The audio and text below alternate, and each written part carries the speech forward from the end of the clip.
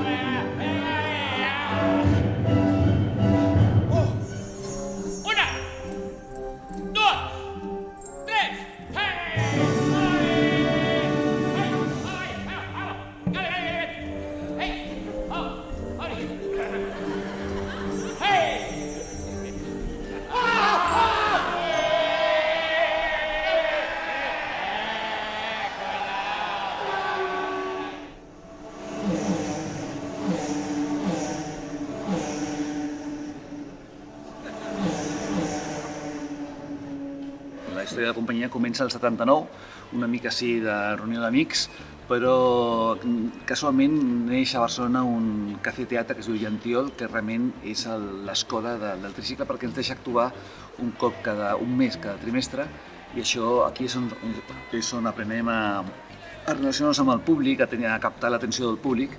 D'aquests esquetxos neix Manicòmic, que ens consolida com una companyia que pot fer humor durant 90 minuts, i a partir d'aquí, a partir de que comencem a tenir èxit amb Manicòmic, ja comencem a tenir èxits i èxits i èxits, amb raó de 8 espectacles i 2 espectacles resum, que conclueix amb el Hits, que és l'últim.